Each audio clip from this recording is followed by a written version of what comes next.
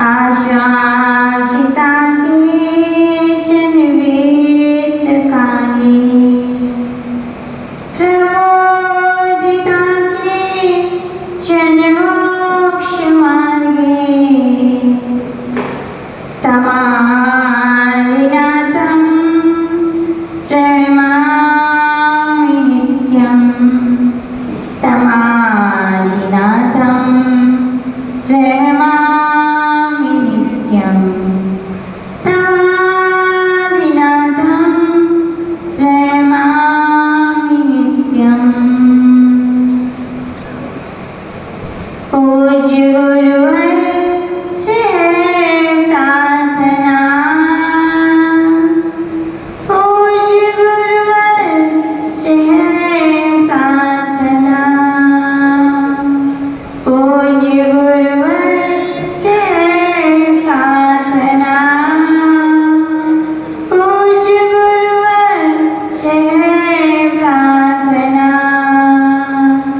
जैसे संयम दिया वैसी शक्ति भी दो, जैसी भावनाएं दी वैसी युक्ति भी दो, जैसे संयम दिया वैसी शक्ति भी दो, जैसी भावनाएं दी वैसी युक्ति भी दो, कर सके हम गुरु अर्चना।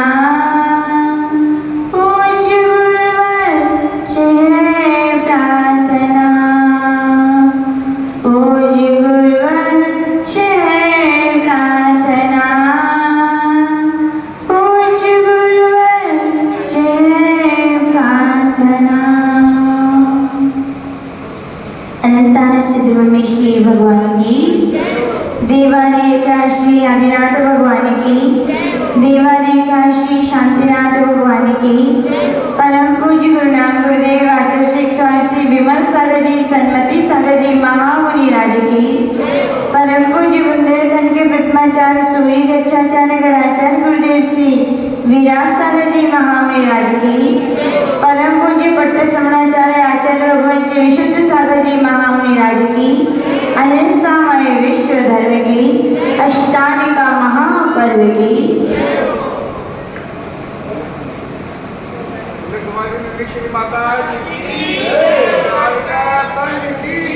बंधुओं, समय दर्शन के दिनाकार, समय ज्ञान के मूलाधार, समय चारित्र के श्रेष्ठ आचार्य स्वरूप परम श्रद्धेय परमाराध्य पूज्य गुरुदेव बताया करते थे कि पर्व आते हैं। क्या आते हैं? पर्व यानी कि जो आत्मा को पावन कर दे, जो आत्मा को पुनीत कर दे, वे क्या कहलाते हैं? पर्व कहलाते हैं। और हम सभी का परम सौभाग्य की वर्षा योग की बेला के पूर्व ही शाश्वत पर्व राशि अष्टानिका पर्वा से क्या हो गए हैं? प्रारंभ हो गए हैं। इन्हें शाश्वत इसलिए कहा जाता है क्योंकि ये अनादि काल से हैं और अनंत काल तक रहेंगे।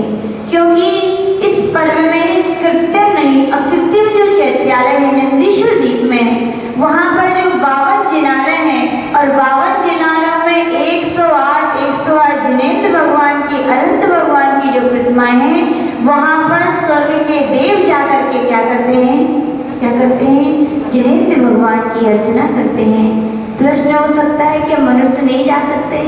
तो नहीं भैया, मनुष्य नहीं जा सकते हैं। हमारे यहाँ पर कहा गया 3 लोक होते हैं, एक ऊर्ध्व लोक है, फिर मध्य लोक है, फिर अधोलोक है। और उसमें जो मध्य लोक है वो त्रियक लोक कहा जाता है। त्रियक में जो फैला हुआ है और जिसमें असंख्यात द्वीप है और असंख्यात समुद्र है, असंख्यात द्वीप है, यानी कि हम गिन नहीं सकते इतने द्वीप हैं। और उन द्वीपों में 2.5 द्वीप कहा जाता है, उसे मनुष्य लोग कहते हैं। यानी कि पहला जम्बूद्वीप, दूसरा धात्री खंड और तीसरा पुष्करार्ध यानी आधा पुष्कर द्वीप। इसे ही 2.5 द्वीप कहते हैं, इसे ही मनुष्य लोग भी कहते हैं। मनुष्य लोग इसलिए कहते हैं कि मनुष्य इसके बाहर नहीं जा सकते हैं। तो मनुष्यों की सीमा मानसोत्तर पर्वत तक है। इसके बाद यूँ कहा जाता है कि मनुष्यों का नहीं जा सकता। क्या नहीं जा सकता? अब कई बुद्धिजीवी होंगे, स्वाध्यायशील होंगे तो वे कह देंगे माता जी बाल नहीं जा सकता, लेकिन तीर्थंकर भगवान जब दीक्षा लेते हैं तो कहा जाता है कि उनके बाल सौधर्मेंद्र एक बढ़िया रत्नों के पिटारे में रखकर क्षीरवल समुद्र में ले जाता है। तो मनुष्य का बाल कैसे चला गया? प्रश्न हो सकता है। लेकिन ध्यान रखना, वो मनुष्यों का बाल है, लेकिन अभी मनुष्यों के शरीर से वो निकल चुका है। क्या निकल चुका है? बाल तो तीर्थंकर भगवान का है, लेकिन शरीर में नहीं लगा हुआ है। शरीर सहज वो नहीं जा सकता है, लेकिन बाल तो जा सकता है। इसमें कोई अतिशयोक्ति नहीं है। तो आचार्य भगवान कह रहे हैं कि मनुष्य लोग के लोग 2.5 द्वीप से बाहर नहीं जा सकते हैं। और जो नंदीश्वर द्वीप है, कौन से नंबर का द्वीप है? 8वें नंबर का द्वीप है। फिर मनुष्य सोचते हैं हम कैसे जाए? महमूदाबाद के लोग सोचते कि माता जी फिर हम कैसे जाएं? क्या हम वहाँ के जिनालयों की भक्ति नहीं कर सकते हैं? क्या वहाँ की पूजन अर्चना नहीं कर सकते हैं? तो बोले नहीं भैया, हम साक्षात नहीं जा सकते, लेकिन महमूदाबाद वाले समाज के लोगों ने देखो कितने उदार, कितने जिनेंद्र भगवान के अकृत्रिम चैतन्यों के भक्त हैं। उन्होंने कहा माता जी हमने तो अपने गांव में ही नंदीश्वर द्वीप की रचना कर दी है। क्या कर दी है? हम वहां नहीं जा सकते, लेकिन हम यहीं बैठ करके क्या कर सकते हैं? उन नंदीश्वर द्वीप में कितने चैत्यालय हैं? 52 चैत्यालय। कितने चैत्यालय हैं? याद रखिए ना सब भैया लोग। कोई पूछे कौन से पर्व चल रहे तो क्या बोलोगे? अष्टांगिका महापर्व। इसे नंदीश्वर पर्व भी कहा जाता है।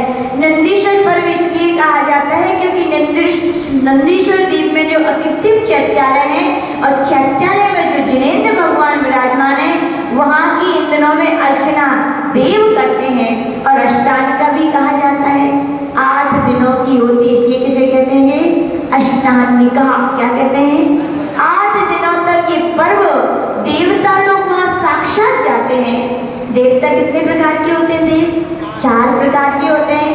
भवनवासी, वैंतर, ज्योतिष और कल्पवासी। यूं कहा जाता है चारों प्रकार के देव बड़ी ठाट बाट से कैसे जाते हैं? बड़े ठाट बाट। अकेले जाते हैं क्या? साफ परिवार जाते हैं। कैसे जाते हैं? तो शिक्षा ले लेना आप लोग कि जब भी धर्म कार्य करने जाए तो पिताजी ये ना कहे कि बेटा तुम दुकान पे बैठो, और बेटा ये ना कहे पिताजी तुम दुकान पे बैठो।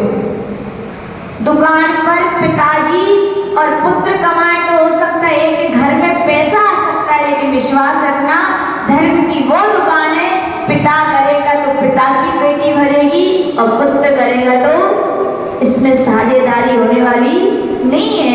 तो वे देव साफ परिवार वहाँ पर जिनेंद्र भगवान की अर्चना करते हैं। और 4 पहर होते हैं। कितने पहर होते हैं? 6 से 12, 12 से 6, 6 से 12 और रात्रि वाले 12 से 6। ऐसे 4 पहरों में एक एक प्रकार के जो देव हैं, एक एक दिशा की। कितने दिशा की? एक एक दिशा की। यानी कि कल्पवासी पूर्व दिशा में पूजन करते हैं, फिर भवनवासी आकर के दक्षिण में करते हैं, वैंतर आकर के पश्चिम में करते हैं, और ज्योतिषी जाकर के कहाँ पर करते हैं? उत्तर में पूजन करते हैं। ऐसे चारों दिशाओं में कैसे पूजन करते हैं? आप लोग जैसे चावल नहीं चढ़ाते, दिव्य दिव्य महा पंचामृत जैसा अभिषेक करते हैं वहां पर, और इतनी सुंदर सुंदर द्रव्य चढ़ाते हैं और पंचकल्याण की पूजा करते हैं। कैसे करते हैं? पूरी पंचकल्याण की वे पूजन करते हैं। यूं कहा जाता है नंदीश्वर द्वीप में 4 दिशाओं में एक यदि पूर्व दिशा यदि हम ले लें तो पूर्व दिशा में सबसे बीचों बीच अंजनगिरी पर्वत है। क्या नाम है उसका? अंजन का अर्थ क्या होता है? काजल। काजल कैसा होता है? काला होता है। तो जैसा उसका नाम है वैसे उसका वर्ण है, यानी कि अंजनगिरी पर्वत सबसे बीचों बीच है और जो काजल के समान है। किसके समान है? काजल के समान काला है, काले वर्ण का है। और उस अंजनगिरी पर्वत पर एक जिनालय बना हुआ है। क्या बना हुआ है? और ऐसा दिव्य जिनालय है। और यहाँ पर कितनी प्रतिमाएं विराजमान है? आपके यहाँ कितनी वेदी है? 5। और उनमें भी आप सोचते हो एक ही जगह मूल को बैठ के कर लो, बाकी को तो सलूट नमोस्तु नमोस्तु नमोस्तु नमोस्तु। लेकिन नहीं, देखो जिनेंद्र भगवान वहां पर एक जिनालय में 108 जन प्रतिमाएं विराजमान। कितनी विराजमान है? 108। कितने बार दर्शन करोगे मत भैया बैठ के? कितनी बार? देखो पूज्य गुरुदेव कहते थे जिसमें उपास करने की, दीक्षा लेने की, बड़ी बड़ी तपस्या करने की शक्ति नहीं है, यदि वो जिनेंद्र भगवान के चरणों में श्रद्धा भक्ति से भी जुड़ता है तो भी उसे मोक्ष मिलता है। क्या मिलता है? विनयो मुख द्वारम। विनय से जो जितना झुकता है उसके लिए क्या मिलता है? मोक्ष उतना मिलता है। तो झुकना चाहिए कि नहीं? झुकना चाहिए। कितने बार? जितनी बेदी है उतने बार तो झुक जाओ। पूज्य गुरुदेव के गुरु आचार्य विमल बाबा और उनके गुरु आचार्य महावीर कीर्ति जी महाराज, नाम सुना कि नहीं सुना? सुना है। 18 भाषाओं के जो विद्वान थे। कितनी भाषाओं के? अपन तो इतने मास्टर हैं, एक भाषा में 18 मिला देते हैं। वो अलग अलग 18 भाषाओं के क्या थे? विद्वान थे। न्याय, तर्क आदि सिद्धांत के प्रकांड जो ज्ञाता थे। आज ज्ञानमती माता से पूछना कि माता जी जो आपने बड़े बड़े न्याय के अष्टशास्त्री जैसे ग्रंथों पर टीका लिख दी है, कहाँ से सीखा? तो वे बड़ी श्रद्धा से कहती हैं हाथ जोड़ करके, ये हमने सीखा है तो आचार्य महावीर कीर्ति महाराज से सीखा है। किससे सीखा है? उनकी कृपा है कि जिसे कष्ट शास्त्री कहते हैं विद्वान, ऐसे अष्टशास्त्री जैसे न्याय के ग्रंथ को पढ़ाने वाले कौन हुए थे? आचार्य महावीर कीर्ति। भाषाओं का ज्ञान था, मनुष्यों की तो छोड़िए, वे पशु पक्षियों की भी भाषा जानते थे। कौन जानते थे? आचार्य महावीर कीर्ति महाराज। उनके विषय में कहा जाता है कि वो अगाढ़ अनन्य जिनेंद्र भगवान के भक्त थे। पूछो कैसे थे? यूं आचार्य जी बताते थे कि वो एक वेदी में जितने भगवान हैं, एक मंदिर में वेदियां नहीं, एक वेदी में जितने भगवान हैं, एक एक भगवान को 3 बार बैठकर और 3 बार उठ करके क्या करते थे? तो भैया अपन एक एक भगवान को ना कर सके तो एक एक वेदी को तो कर सकते हैं। 3 बार ना उठ सको, बैठ सको तो एक बार तो बैठ जाया करो। तो ये जिनेंद्र भगवान यानी कि वहां पर एक एक मंदिर में 108 क्या है? जिन प्रतिमा है। कितनी बड़ी बड़ी है? शांतिनाथ भगवान कितने ऊंचाई के हैं? 5.25। और वहां पर 500 धनुष की, कितनी? 500 धनुष की और खड़गासन नहीं, पद्मासन की इतनी विशाल विशाल 108 जन प्रतिमाएं। अपन तो आँख क्या पूरी शरीर उठा लेंगे तो भी नहीं देख पाएंगे, इतनी विशाल विशाल। कभी हम लोग जब चिंतन करते हैं ना तो मन प्रसन्न हो जाता है। चिंतन करने से ही मन में आनंद होता है। तो लगता है हे भगवान कब वो दिन आए जब साक्षात उन जिन प्रतिमाओं के क्या करेंगे? हम दर्शन करें, पूजन करें, भक्ति करें, ऐसी भावना होती है। और आपकी प्रतिमाएं तो कोई संगमरमर की है, कोई पाषाण की है, कोई धातु की है कि नहीं? लेकिन वहाँ की जिनेंद्र भगवान की प्रतिमाएं नेमचंद जी रत्नों की होती हैं। आपके यहाँ रत्नों की प्रतिमाएं इतनी इतनी सी, कितनी सी वो रखी है शोकेस में, इतनी इतनी। और वहाँ पर रत्नों की प्रतिमाएं विशाल 500 धनुष की होती थी। और अपनी यहाँ की प्रतिमाओं में वहाँ की प्रतिमाओं में भी अंतर है। वहाँ पर कहा गया नंदीश्वर दीप में जिनने पूजा की होगी, जयमाला पड़ी कि नहीं पड़ी? आज किन किन ने पूजा की? ओह भैया कर लेना, जयमाला पढ़ लेना। उसमें लिखा है जिनेंद्र भगवान की वे दिव्य मनोहर प्रतिमाएं कैसी हैं? बोले जैसे ओठ कैसे होते हैं? कैसे होते हैं ओठ? पिंक होते हैं, गुलाबी होते हैं। ऐसे जिनेंद्र भगवान की प्रतिमाओं के ओठ गुलाबी हैं। आंखें जैसे आपकी सफेद और काली होती हैं, ऐसी भगवान जैसे आपके बाल काली होते हैं, वैसे वहाँ जिनेंद्र भगवान की प्रतिमाओं के, और जैसे आपके नाखून होते हैं कलर, वैसे ही वैसा उन प्रतिमाओं का क्या है? कलर है। यानी लगता तो ऐसे होगा साक्षात कोई दिव्य महापुरुष आके मान लो आप बैठ गए हो। क्या आनंद आता होगा साक्षात अंदर प्रतिमाओं के दर्शन करके। तो ऐसे अंजनगिरी में कितनी प्रतिमाएं हैं? एक जिनालय में कितनी प्रतिमाएं हैं? 108। फिर अंजनगिरी के चारों दिशाओं में 4 दधिमुख पर्वत है। कितने दधिमुख पर्वत है? दधी यानी क्या होता है? दही। दही कैसा होता है? सफेद। तो वे जो दधिमुख पर्वत हैं दही के समान धवल श्वेत वर्ण के हैं और उन चारों दधिमुख पर्वतों पर भी एक एक जिनालय। कितना जिनालय है? और उन जिनालयों में एक एक जिनालयों में भी कितनी कितनी प्रतिमाएं हैं? 108 108 500 धनुष की जिनेंद्र भगवान की प्रतिमाएं हैं। तो ऐसे एक अंजनगिरी हो गया, 4 दधिमुख हो गए। 4 दधिमुख पर्वतों के दोनों कोणों पर दो रतिकर पर्वत हैं। कौन से पर्वत हैं? रतिकर यानी चांदी के समान। किसके समान? चांदी के समान चमकने वाले वे रतिकर पर्वत हैं। और ऐसे कितने हो गए? एक दधिमुख संबंधी 2 रतिकर, जो 4 दधिमुख संबंधी कितने रतिकर हो गए? 4 दूनी 8 रतिकर पर्वतों के ऊपर भी एक एक जिनालय है और प्रत्येक जिनालय में कितनी प्रतिमाएं हैं? 108 108। तो कितने पर्वत हो गए?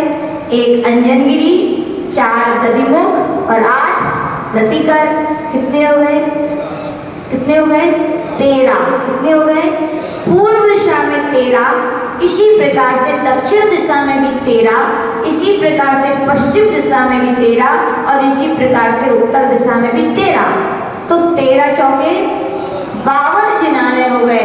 जब एक जिनालय में 108 प्रतिमाएं हैं तो बताओ 52 जिनालय में कितनी होगी? 5616। कितनी होगी? 5616 वे वहां पर जिनेंद्र भगवान की क्या है? प्रतिमाएं हैं। और देवता सब क्या करते हैं? 8 दिन एक एक पहर में जाकर वहां क्या करते हैं? पूजन करते हैं। कब कब करते हैं? ये अष्टमी का पर्व कितने बार आते हैं वर्ष में? 3 बार। कब कब आते हैं? फाल्गुन में, आषाढ़ में और कार्तिक में। कब आते हैं? कार्तिक में आते। कार्तिक की अष्टमी का आएगी ना भी। कब आते हैं? फाल्गुन में, आषाढ़ में, कार्तिक में। यानी 3 बार ये वर्ष में क्या आते हैं? शाश्वत अष्टमी का पर्व आते हैं। और भक्तजन, देवता तो भक्ति करते हैं लेकिन मनुष्य करते हैं कि नहीं करते? मनुष्य भी करते हैं। वे साक्षात देवों की तरह विमान में तो नहीं जाते। वे अपने ज्ञान से, वे अपने ध्यान से, वे अपने मन की शक्ति से और आगम ज्ञान से क्या करते हैं? अपने यहाँ पर बैठ के ही क्या करते हैं? जिनालयों की भाव भक्ति से क्या करते हैं? पूजा करते, आनंद मनाते हैं। बैठे जरूर यहाँ है लेकिन मन कहाँ है उनका? शरीर नहीं जा सकता लेकिन मन तो जा सकता है कि नहीं जा सकता? मन की गति बहुत तेज है। जब आपका मन मंदिर में बैठे बैठे घर जा सकता है, एक प्रांत से दूसरे प्रांत जा सकता है, एक देश से दूसरे देश जा सकता है, उसी प्रकार से यहाँ मध्यलोक में 2.5 दिन में बैठे हुए भक्तों का मन भी यहाँ से शरीर से यहाँ बैठे हैं लेकिन मन से कहाँ जाते हैं? वो नंदीश्वर द्वीप जाते हैं और वहाँ क्या करते हैं? वहाँ के हम लोग बैठ करके जिनेंद्र भगवान की भक्ति करते हैं। और इन अष्टमी पर्वों में जगह जगह कौन सा विधान होता है? सिद्ध चक्र विधान होता है। कौन सा होता है? सिद्ध चक्र विधान। यद्यपि पूज्य गुरुदेव बताते हैं सिद्ध चक्र विधान तो भक्ति पूर्वक विधान है, सिद्धों की आराधना का विधान है, उसमें कोई तिथि फिक्स नहीं है। लेकिन फिर भी अरहनाथ भगवान के काल में जो राजा श्रीपाल हुए, मैना सुंदरी हुई, उनकी घटना विशेष एक ऐसी हुई कि मुनि महाराज ने उनसे कहा कि अष्टमी का पर्व में क्या करना? सिद्ध चक्र विधान करना। तुम्हारे जितने रोग शोक है सब क्या है? दूर हो जाएंगे। उस समय में ऐसा किंवदंती हो गई है कि अष्टमी का पर्व में क्या करनी चाहिए? सिद्ध चक्र विधान की आराधना करनी चाहिए। अब सिद्ध चक्र विधान की आराधना का फल किसको प्राप्त हुआ? मैना सुंदरी और श्रीपाल को। तो हम 8 दिनों तक इस महा कथा को सुनेंगे। किसको सुनेंगे?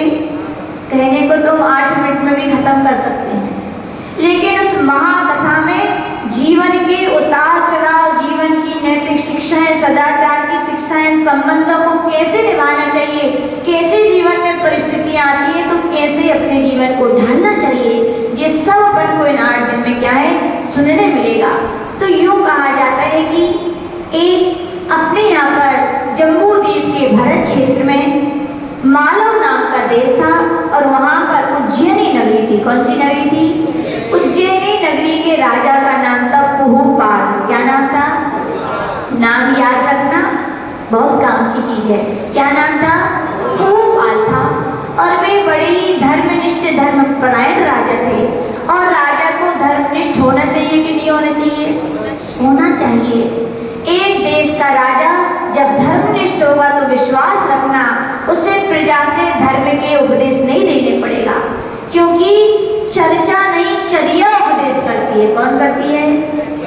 ऐसी समाज में जो अध्यक्ष हैं, जो मंत्री हैं, वे यदि जिनेंद्र भगवान के भक्तों वे पूजन करें, वे अभिषेक करें, वे जिनवाणी के भक्तों में प्रवचन में आके बैठ जाएं, वे स्वाध्याय करें, वे जिन गुरु के भक्तों कि जब जिन गुरु आए तो सबसे पहला सेवा का अवसर हमारे घर में मिले, ऐसा वो करें तो बताओ उनको समाज में कहना पड़ेगा कि भैया आप अभिषेक करो, आप पूजन करो, जिनवाणी सुनो, आप गुरुओं के लिए चौका लगाओ? कभी नहीं कहना पड़ेगा, क्योंकि यथा राजा तथा प्रजा। जैसे मुखिया करता है, चाहे वो देश का हो, चाहे प्रांत का हो, चाहे नगर का हो, चाहे गांव का हो, चाहे घर का ही क्यों ना हो, जैसा घर का प्रमुख मुखिया करता है छोटे लोग उसी बात का अनुसरण करते हैं कि नहीं करते? एक साक्षात उदाहरण बताते हैं आपके लिए। एक बार एक मुनि महाराज की सभा में एक भक्त आए। मालूम कैसे भक्त थे? पता नहीं आप कहोगे पुण्यात्मा है कि पापात्मा है। ऐसे भक्त थे कि उन्हें कानों से सुनाई नहीं देता था। क्या नहीं देता था? लेकिन बड़ा आश्चर्य है, जब प्रवचन होते थे गुरुओं के तो सबसे पहले आते थे। तो कौन आते थे? कौन आते थे? वे ही आते थे। सबसे पहले की लाइन में आकर कौन बैठते थे? वे ही बैठते थे। और सभा में सबसे ज्यादा आनंदित कौन होते थे? तो वे ही होते थे। बड़ा आश्चर्य है, बताओ, जिसे कानों से ही सुनाई नहीं दे रहा है वो इतना आनंद विभोर है। तो एक बार गुरुदेव ने पूछ लिया कि भैया आपको कानों से सुनाई नहीं देता तो आप आनंदित कैसे होते हो? और कानों से जब सुनाई नहीं देता तो पहले आके पहली लाइन में काहे बैठते हो? बोले क्या जरूरत है तुम्हें सुनने की? क्या उन्होंने बढ़िया उत्तर दिया। बोले महाराज मैं मानता हूँ मेरे पाप कर्म का उदय की मुझे सुनाई नहीं देता, लेकिन इतना पाप कर्म का उदय मेरा नहीं है कि हमारे गांव में महाराज आए, हमारे गांव में मुनियों की गुरुओं की दिव्य देशना और हम घर बैठे रहे। इतने तो हम पापी नहीं है। बोले इसलिए हम सबसे पहले आके सबसे आगे आकर के बैठते हैं। बोले आप प्रसन्न क्यों होते हो? सुनाई देता है कि नहीं? बोले महाराज कच्चू सुनाई नहीं दे। बोले इतना प्रसन्न कैसे होते हो? बोले महाराज जब आपकी सौम्य भीतरा की प्रसन्नता की चेहरा देखते हैं तो लगता है दुनिया की सारी दौलत मुझे मिल गई। तो बोले मैं तो आपको देख देख के खुश हो लेता हूँ कि मैं कम से कम आंखों से इस पंचम काल जैसे कली काल में निर्गंत गुरुओं को तो देख पा रहा हूँ। मैं इतनी सोच सोच के क्या हो लेता हूँ? प्रसन्न हो लेता हूँ। बोले आप आकर क्यों बैठ जाते हो? बोले मुझे मालूम है जिनवाणी सुनना पुण्यात्मा जीवों का। कौन सुनते हैं जिनवाणी? पुण्यात्मा की पापात्मा? पुण्यात्मा मुझे मालूम है जिनवाणी सुनने का सौभाग्य पापात्मा को नहीं पुण्यात्मा को ही मिलता है। वे ही लाख काम छोड़ करके जिनवाणी सुनने आते हैं जिनका पुण्योदय है। जिनका पुण्योदय नहीं है उनके भाव भी नहीं होते हैं कि हम चले जाएं और बैठ जाएं। बोले महाराज मैं मानता हूँ मुझे सुनाई नहीं देता, लेकिन मुझे विश्वास है कि मैं इतने सारे पुण्यात्माओं के बीच बैठूंगा तो मेरी भी गिनती पुण्यात्माओं में ही आएगी, पापात्माओं में नहीं आएगी। बोले है कि नहीं सही? फिर उनसे पूछा कि काहे आते हो आप? क्यों घर से सबसे पहले चले आते हो? बोले महाराज मैं इसलिए आता हूँ, मैं घर का मुखिया हूँ। मैं यदि मंदिर आऊंगा, मैं जिनवाणी सुनने बैठूंगा तो मुझे देख करके मेरे बेटे मेरे नाती पोते भी आएंगे। यदि मैं नहीं आऊंगा तो वे कैसे आएंगे? बोले इसलिए मैं क्या है आ जाता हूँ। समझ में आ रही है बात? इसीलिए आचार्य भगवान कह रहे हैं कि यथा राजा तथा यानी कि घर के जितने मुखिया हैं, चाहे महिला हो, चाहे पुरुष हो, चाहे समाज के प्रमुख लोग हो, आप स्वयं ही बोलती पढ़ती लिखती किताब बन जाइए कि आपको फिर पढ़ाना ना पड़े। जैसे अध्यक्ष मंत्री यदि भक्त हैं तो समाज में नहीं कहना पड़ेगा कि आप ऐसा कीजिए, आप करके तो दिखाओ। बोले अध्यक्ष जी कौन है? बोले घर में सो रहे हैं। बोले मंत्री जी कौन है? बोले दुकान चला रहे हैं। बोले ओ श्रीफल एक चढ़ाया और महाराज माता जी आ गए और आप घर में बैठे हो। इस मामले में हम तारीफ करते हैं। हमारा पिछले बार मुगाड़ा चतुर्मास हुआ, वहाँ की एक अच्छी बात बताएं। वहाँ बताए सबसे पहले प्रवचन में कौन बैठते थे? 15 लोग। पूरी कमेटी सबसे पहले पूरे 4 महीने तक सबसे पहले आके बैठती थी। बाकी हम प्रवचन शुरू करते तो सब आते थे। कभी कहना नहीं पड़ा कि भैया तो प्रवचन सुनने आओ। क्यों?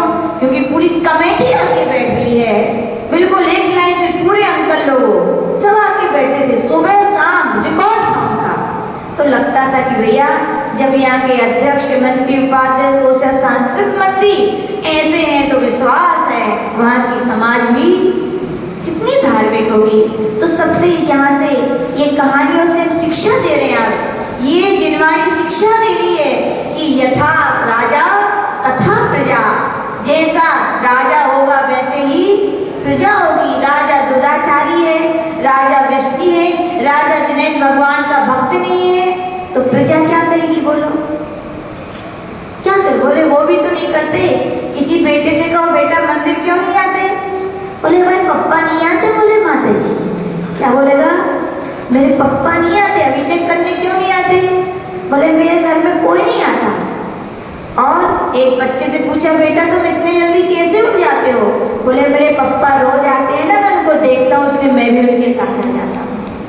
तो आचार्य भगवान कह रहे हैं कि राजा भूपाल ऐसे धर्मनिष्ठ राजा थे और उनकी पत्नी का नाम क्या था? निपुण सुंदरी। क्या नाम था? पिता पति का अनुसरण करने वाली कौन होती हैं? पत्नियां होती। किसका अनुसरण करने वाली होती हैं? पति का अनुसरण। लेकिन उन्हीं पति का अनुसरण करना चाहिए, वे ही पति परमेश्वर हैं। क्या बोलते हो? हमारे पति क्या है? बोलो ना, बोलो पति क्या है? अरे बोल दो, खुश हो जाएंगे सब। कहीं वैसे तो नहीं कहती हुई तो ही कह दो क्या है पति आपके। लेकिन हर पति को परमेश्वर मत कहना, मुझे गुरुदेव कहते थे। जो परमेश्वर की बताए हुए राह पर चले, क्या बोला? जो परमेश्वर की बताए हुए राह पर चले, जो जिनेंद्र भगवान जिन गुरु जिनवाणी की बताए हुए रास्ते पर चले, वो तो क्या है? परमेश्वर। विश्वास है आज परमेश्वर की राह पर चल रहा है तो कभी न कभी परमेश्वर बन जाएंगे। भावी की अपेक्षा वर्तमान में उनको परमेश्वर कहा है क्योंकि वे भगवान के रास्ते पर चल रहे, भगवान बनेंगे।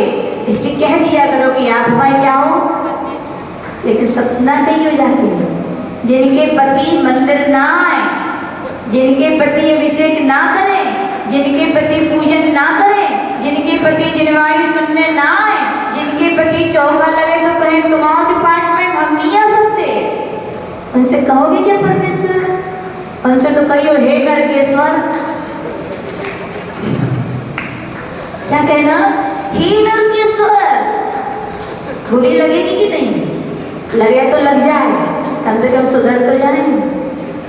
उनसे कहना हे नरकेश्वर, क्योंकि जिनेंद्र भगवान की जो पूजन अर्चन नहीं कर रहे हैं, उनके बताए हुए पर अहिंसा दया करुणा के मार्ग पर नहीं चल रहे हैं, जिन गुरुओं की जो सेवा नहीं कर रहे हैं, विश्वास रखना किसी से पूछने की आवश्यकता नहीं है हम कहाँ जाएंगे। उनका वर्तमान बता रहा है कि उनका भविष्य कहाँ होगा। कहाँ होगा? बोल दो, नहीं बोलोगी? ओह क्या आर संस्कृति है बताओ। हाँ जी है आर संस्कृति। पति भले ही नरक के काम करे लेकिन पत्नी के मुंह से नहीं निकलता कि हे नरकेश्वर। क्या बोलोगी? हे परमेश्वर। तो हे धर्म पत्नी, पत्नी नहीं क्या बनो? धर्म पत्नी बनो। क्या बनो? मानते हैं आपके पाप उदय से आपको नरकेश्वर मिल गए, लेकिन आप में तो धर्म पत्नी जुड़ा है ना। क्या जुड़ा है? आप चीलना बन जाओ ना। क्या बन जाओ? चीलना बन जाओ। लोग बोलते माता जी तुमने एक नहीं सुनी। तो कहते काहे की तुम धर्मपत्नियां, तुम इतना नहीं मना पाई अपने पति को, साड़ी चाहिए, आभूषण चाहिए, घूमने जाना चाहिए तो मना लेती हो, और वो धर्म की राय पर चले इतना नहीं मना पाती हो। तो तुम धर्मपत्नी लिखना छोड़ दो, केवल क्या लिखो, पत्नी। और आगम की भाषा में लिखेंगे भोग पत्नी। क्या लिखा जाएगा? नहीं भैया, क्या बनना चाहिए? चेलना बन जाओ, ऐसी चेलना बन जाओ कि नरके स्वर्गी परमेश्वर की राह पर चलने लगे। कैसे चलने लगे? ऐसी ही निपुण सुंदरी क्या थी उनकी? धर्म पत्नी थी, कि वो धर्म पर स्वयं भी चलती थी। राजा चलता था तो पत्नी क्यों नहीं चलेगी? अवश्य चलेगी। और उनकी 2 बेटियां थी। कितनी बेटियां थी? बेटियां भार है कि उपहार है? बोलो ना, उपहार है।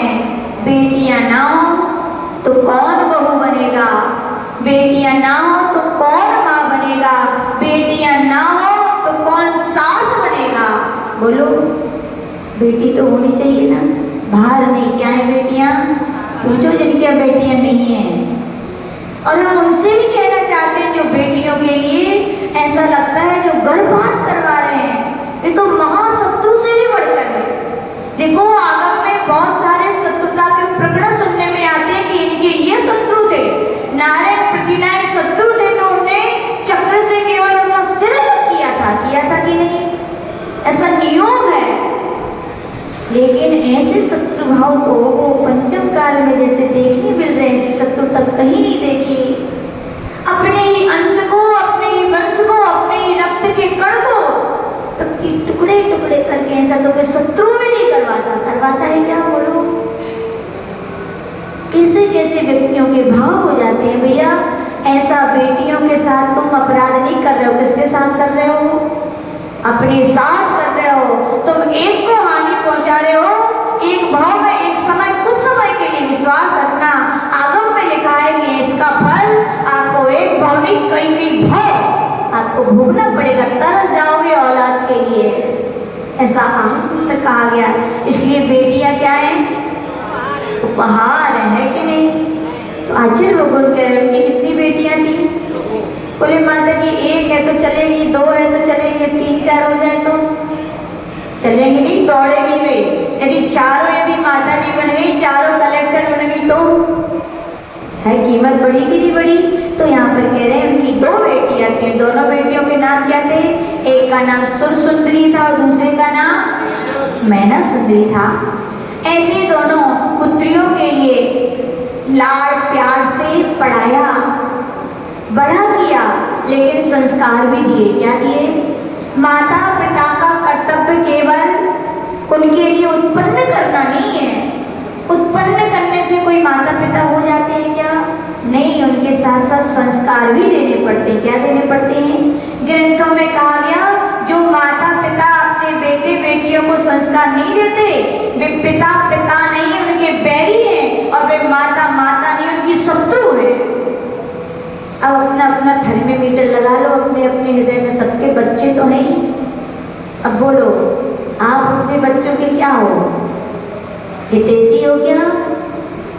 संस्कार दे पा रहे हो तो हितैषी हो, संस्कार नहीं दे पा रहे हो तो स्वीकार कर लो कि हम क्या हैं?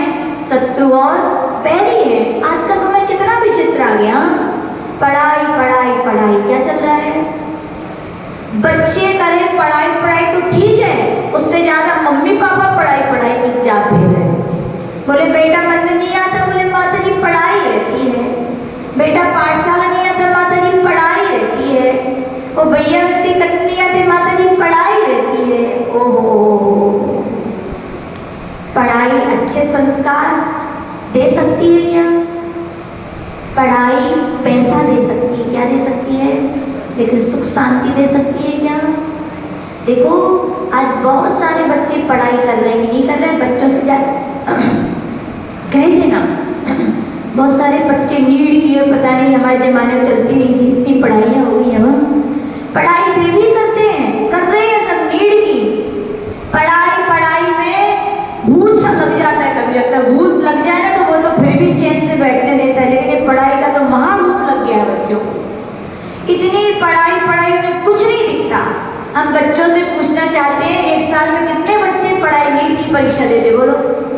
लाख कितने देते हैं? कितने देते हैं? लाखों बच्चे बैठते हैं ना कंपटीशन पढ़ाई में, सिलेक्शन कितने का होता है? हजारों का। कितने का? क्या उन हजार जो 1000 का मान लो सिलेक्शन हुआ, 1 लाख मान लो बैठे थे, तो क्या 99,000 ने पढ़ाई नहीं की क्या? नहीं की क्या? मेहनत नहीं की क्या? इनकी सिलेक्शन क्यों हुआ? उन्हीं बच्चों से पूछा जाए कि इनका सिलेक्शन क्यों नहीं हुआ, इनका सिलेक्शन क्यों हुआ, तो वे क्या बोलते हैं? एक बार हमने पूछा एक बच्चे से ऐसा क्यों होता है, तो बोले माता जी उनका लक अच्छा था। क्या अच्छा था? उनका भाग अच्छा था। तो हमने उससे पूछा बेटा ये बताओ कि लक भाग बनता कहाँ से, आया कहाँ से उनके पास? पढ़ाई तो तुमने भी की, पढ़ाई उनने भी की, तो दोनों का लक भाग बनना चाहिए। बोले नहीं माता जी वो तो धर्म करने से होता है। किस करने से होता है? तो हमने कहा बेटा तुम कितना धर्म करते हो, मंदिर आते हो कि नहीं? बोले नहीं आता हूँ। गुरुजन आते तो जाते हो? बोले नहीं जाता हूँ। पाठशाला लगती? बोले नहीं जाता हूँ। तो हमने कहा तुम्हारा सिलेक्शन होता कैसे? उसको समझ में आ गई बात। क्या आ गई? कि लक जो भाग्य पढ़ाई है, लेकिन जो डिवीजन और जो पोजीशन बनती है वो किससे बनती है? भाग्य से। और भाग्य का निर्माण किससे होता है? जिनेंद्र भगवान जिन गुरु जिनवाणी के पास जो बच्चे मंदिर आकर के स्कूल जाते हैं उनका दिमाग देख लो। इसलिए हे माताओं मत बनो शत्रु, मत बनो बैरी। मानते हैं आपके बेटे बेटी 7 बजे जाते हैं तो उनको 10 मिनट उठा दो पहले। 7 बजे जब जगा सकती हो तो क्या 10 मिनट पहले नहीं जगा सकती क्या माँ? पिता जब 7 बजे गाड़ी से छोड़ने स्कूल जा सकते तो 10 मिनट पहले मंदिर लेकर नहीं आ सकते क्या वे पिता? बोलो ला सकते हैं कि नहीं? भैया हम नहीं कह रहे, सज्जनेन्द्र भगवान में लिखा है कि यहाँ पे पिता के लिए चिंता हुई कि बेटियों को संस्कार के साथ साथ पढ़ाई देनी चाहिए। क्या देनी चाहिए? लेकिन आप लोग तो पहले पढ़ाई संस्कार है ही नहीं है। यहाँ पे कहा गया संस्कारित बेटियों के पढ़ाई की चिंता हुई। किसकी चिंता हुई? और आपको पढ़ाई की चिंता, संस्कार की तो चिंता आप लोगों को अब मत करो चिंता। किसी का कुछ नहीं जाएगा। ये श्रवण संस्कृति का ह्रास करने वालों में गिनती आपकी आएगी।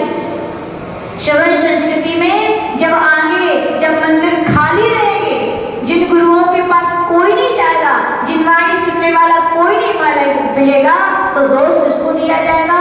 आप जैसे माता पिता हो, क्योंकि आपने अपने बच्चों को सिखाई नहीं। सिखाते तो बच्चे नहीं जाते क्या? बोलो बच्चे तो कैसे होते हैं? गुरुदेव कहते थे गीली मिट्टी की तरह। कैसे होते हैं? जैसा ढाल दो वैसे जीवन। हम लोग गुजरात में गए, गुजरात में एक परिवार अमेरिका में रहता है। कहाँ रहता है? बचपन से ऐसे संस्कार दिए कि अमेरिका में भी जाकर के उसने जगह बड़े मुश्किल से ऐसी ढूंढी जहाँ मंदिर हो। कि कौन काम कर रहे हैं? बचपन के संस्कार। अब यहाँ आप लोग 1 महीने आलू प्याज, कई लोग तो इसीलिए आहार देने नहीं आ रहे कि माता जी छुड़वा रही।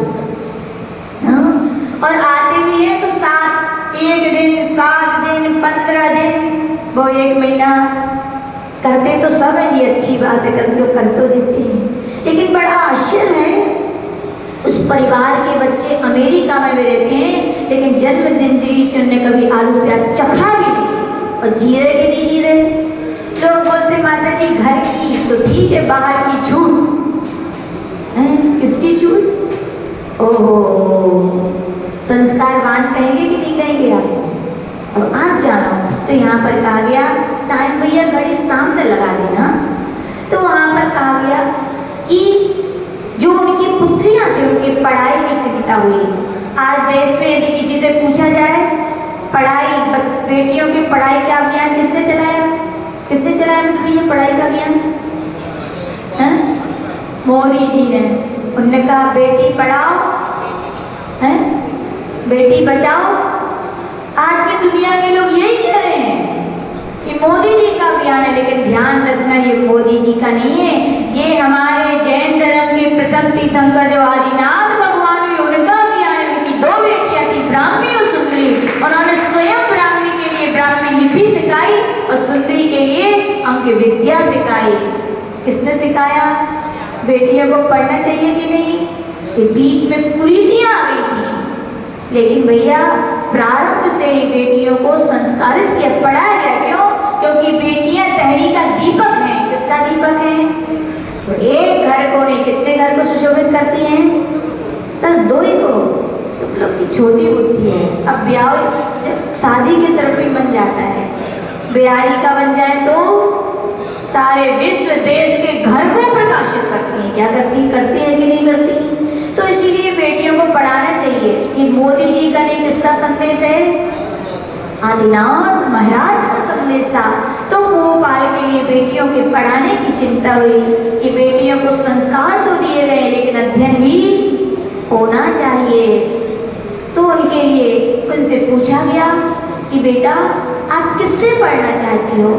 सुर सुंदरी ने कहा कि मैं अन्य इन गुरु से पढ़ना चाहती हूँ। और मैना सुंदरी का जब नंबर आया कि बेटा आप किससे पढ़ना चाहती हो, तो उसने किससे कहा? मैं जैन गुरुओं से पढ़ना चाहती हूँ। किससे पढ़ना चाहती हूँ? देखो, एक राजा की बेटी राजकुमारी इच्छा कर रही है मुझे जिन गुरु के मुख से पढ़ना है, और यहाँ जिन गुरु सुना रहे हैं और हमारी इच्छा ना हो, भाग्य की दुर्भाग्य। इसलिए भैया सबसे कहना कि जिनेंद्र भगवान की गुरु भी अपनी वाणी नहीं सुनाते। किसकी सुनाते हैं? जिनेंद्र भगवान की वाणी सुनाते हैं, जो पाप का हरण करने वाली है। किसका हरण करने वाली है? पाप का हरण हो रहा है कि नहीं हो रहा? देखो भैया, मुझे नहीं पता किसको कितना समझ में आ रहा है, लेकिन मुझे इतना जरूर पता है, 1 घंटा आध घंटा यदि आप यहाँ बैठे हो तो आपका मन, आपका वचन, आपका काय, आप कृत कार्य अनुमोदना से, मन से, वचन से, काय से, क्रोध से, मान से, माया से, लोभ से, 108 प्रकार के एक एक पाप से आप बच रहे हो, ये मुझे पूरा विश्वास है यहाँ बैठे। इसलिए जिनवाणी सुननी चाहिए कि नहीं? इसलिए अवहारणी कहा गया। अग का हरण होगा तो पुण्य का बंध नहीं होगा। क्या? नियम से होगा। जहाँ पाप नहीं हुआ क्या होगा? पुण्य ही होगा। पाप का हरण होता है जिनवाणी सुनने से, जिन गुरुओं की देशना सुनने से, और स्वतः ही क्या होता है? पुण्य का बंध होता है। यानी कि उस मैना सुंदी ने क्या कहा? हे पिताजी, मैं जैन गुरुओं से पढ़ना चाहती हूँ। जिससे पढ़ना चाहती हूँ? और भैया जिसके पास जो होता है वो ही देता ना। जो उन गुरु से पढ़ी, उनके सिद्धांत उसके हृदय में उतर गए, और उन्होंने जैन गुरुओं से पढ़ा तो जैन धर्म के सिद्धांत उसके हृदय में उतर गए। और गुरु तो देखो उपकार करते हैं कि नहीं? वो पढ़ाते हैं, लेकिन अपन उनका उपकार का बदला चुका सकते हैं क्या? नहीं चुका सकते। ग्रंथों में लिखा है, गुरु के द्वारा यदि एक अक्षर भी कोई गुरु पढ़ाता है तो उसका जीवन में कभी उपकार नहीं चुकाया जा सकता है। लेकिन फिर भी हम यदि गुरु ने हमें जो सिखाया है उस पर श्रद्धा रखते हैं, उसको हृदय में रखते हैं और उनके बताए हुए मार्ग पर चलते हैं, तो मानते हैं कि हमने अपने गुरुदेव के उपकार को चुका तो नहीं सकते, लेकिन उनके उपकार को मैंने स्वीकार किया है। ये कृतज्ञता का अपने अंदर क्या था? पाठ आता है। आज कोई कहे कि गुरुदेव नहीं है, ठीक है, शरीर से नहीं है, लेकिन उनके सिद्धांत, उनके सूत्र, उनकी शिक्षाएं, उनके कर्तव्य आज भी हमारे हृदय में हैं, थे और रहेंगे। तो आचार्य भगवान कह रहे हैं कि दोनों ने पढ़ाई की, अध्ययन किया, और दोनों पढ़ करके कहाँ आ गए? अपने घर आ गए। जब दोनों अपने पढ़ करके घर आए तो बेटियां कैसी होती हैं? कैसी होती बेटियां? पराई होती हैं। कैसी होती हैं? होती है कि नहीं होती? तो सत्य है, इसमें कोई दो राह नहीं है, बिल्कुल सत्य है। पहले हम झुटलाना चाहते थे बेटियां पराई नहीं होती। ठीक है भैया, घर में रहेंगे तो शादी करनी पड़ेगी तो पराए घर जाना पड़ेगा, लेकिन दीक्षा ले लेंगे तो शायद पराए घर नहीं जाना पड़ेगा। लेकिन नहीं, जब हमारा संग बना तो हमने कहा अरे यहाँ भी बेटियाँ, यहाँ भी जाना पड़ता है, यानी कि प्रभाव न करने भी जाना पड़ता है गुरु की आज्ञा को लेकर। तो यहाँ पर कहा गया, इस कथानक में कहा गया है कि जब सुर सुंदरी, मैना सुंदरी दोनों विद्याएं पढ़ करके आ गई, कुछ समय ही बीता था कि एक दिन सुर सुंदरी अपने पिता के पास आई और उनकी यौवन अवस्था को देखकर पिता को क्या हो गई? क्या हो गई? चिंता होगी। देखो बेटियां कितनी भी योग्य हों, लेकिन माता पिता को चिंता ही होती, वे चिंतन नहीं कर पाते हैं। चिंता हो गई और होनी भी चाहिए। और एक समय देखो बिल्कुल सही है, समय पर कार्य होता है तो फल उस प्रकार का होता है, और समय पर कार्य नहीं होता तो फल उस प्रकार का नहीं होता। बच्चा गर्भ में 9 माह तक रहे और उसके बाद सही समय पर निकले तो स्वस्थ रहता है। पहले निकल जाए या बाद गर्भकाल किसी का बढ़ जाए तो क्या होता है, नुकसान होता है। माँ को भी खतरा होता है और बच्चों को भी खतरा होता है कि नहीं होता। यानी कि हर व्यवस्था की, हर एक अवस्था की आयु होती है। क्या होती है, उस समय में उस अवस्था में जैसा ढाल दिया जाए तो वैसा ढल जाता है। मिट्टी है जब तक गीली है तो जिस सांचे में ढाल दो वो ढल जाएगी। मिट्टी सूखने लग जाए फिर ढालो तो ढलेगी क्या, वो ढलना पसंद नहीं करेगी, वो टूटना पसंद करेगी। क्या पसंद करेगी। पहले का समय था, एक उम्र होती थी बेटियों की, तो बेटियों का क्या है, विवाह कर दिया जाता था। और उस समय में गीली मिट्टी होती थी। क्या होती थी, जैसा माता पिता ने सिखाया ससुराल में जाके, जैसे सास और ससुर के लिए माता पिता के तुल्य मान करके वे अपना जीवन पैसे ही ढाल देती थी। और आज का समय लोग बोलते, माँ जी सुनते हैं ऐसी चर्चाएं, बोले आते देरी नहीं हुई, हमें कहती हैं मम्मी जी ऐसा, मम्मी जी ऐसा नहीं, मम्मी जी पैसा। अरे क्यों इतना बोल पा रही हो। और मम्मी जी समझाने लग जाए बेटा ऐसा नहीं, तो वो कहती है ऐसा नहीं तो हम आपके साथ भी नहीं। क्यों इतना बोलने लगे पता है, क्योंकि आपने समय को टाल दिया था। सही समय पर यदि ढाल देते तो इतना आपकी उनके इतने अच्छे संस्कार बने रहते कि वो इतना बोलना भी नहीं सीखती। एक उम्र निकल गई, पढ़ाई होना चाहिए, अध्ययन हम मना नहीं करते, अध्ययन होना चाहिए, पढ़ाई होना चाहिए, क्योंकि महिलाओं भी 64 कलाएं होती। कितनी कलाएं होती भैया, ऐसा नहीं है कि महिलाएं अनपढ़ गंवार बनी रहे, सब कुछ आना चाहिए, लेकिन उन 64 कलाओं में धन अर्जन एक भी कला नहीं कही गई महिलाओं की। कौन सी कला नहीं कही गई, कि पैसे कमाओ। हम नहीं कह रहे, ग्रंथों में लिखा है महिलाओं की 64 कला में कहीं नहीं लिखा कि घर की दहली पार करके तुम पैसे कमाने जाओ। जैन धर्म में तो नहीं कहा भैया, जैन धर्म में तो यही कहा गया सुसंस्कारवान बेटी किसी घर की सुसंस्कारवान बहू बने, घर को स्वर्ग बनाए, संस्कारों से अपने बेटे बेटियों को संस्कार बनाए और उनका जीवन भी सुसंस्कारित करके उनके लिए परमात्मा की राह पर चलाए, ये कहा गया। और आज आप लोग पढ़ाई इतना पढ़ा दिया कि अवस्था निकल गई, वो जो गीली मिट्टी जो ढलने की अवस्था थी वो निकल गई, और उन्होंने पैसा कमाना सीख लिया। पहले पढ़ाई करवा दी आपने, फिर बच्चे बोलते हैं सर्विस लग जाए और मना करो आप तो कहते पढ़ाओ काय को, लो सुन लो, एक तो पढ़ाओ ऊपर से सुनो पढ़ाओ काय को, तो बेटी इसलिए नहीं पढ़ाया कि आप कमाने जाओ। बेटियां कमाने नहीं जाती हैं। जैन धर्म में तो बेटियों को संस्कार के लिए कहा गया। और कमाने कौन जाए बताओ, पुण्यात्मा जीवों को पैसे कमाने पड़ते कि पापात्मा जीवों को, बोलो अब यही बता दो आप, तो बताओ नौकरी कौन करते, पुण्यात्मा की पापात्मा।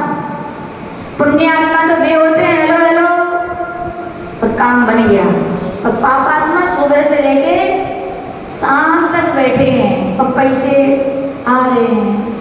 तो हम यही पूछना चाहते हैं, हे महिलाओं, हे बेटियों, पुण्यात्मा हो कि पापात्मा हो।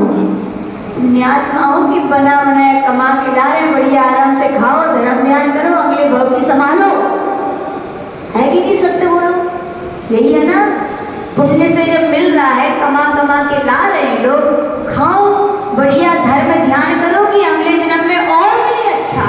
और आप लोग क्या कर रही हो, पुण्य उदय से पाप में बदल रही हो, पैसे कमाने जाना, धर्म ध्यान शून्य, धर्म के संस्कार शून्य, पूजन नहीं कर पाना, अभिषेक नहीं देख पाना, जिन गुरुओं के स्वाध्याय नहीं सुन पाना, सेवा नहीं कर पाना, चौके लगाने की तो कहो ही नहीं। और अपने पुण्य को पाप में कन्वर्ट कर रहे हो। क्या कर रहे हो? और तुम कितना भी कमा लाओ, शाम के आके 2 रोटी नहीं बनाओगी, बनानी पड़ती कि नहीं?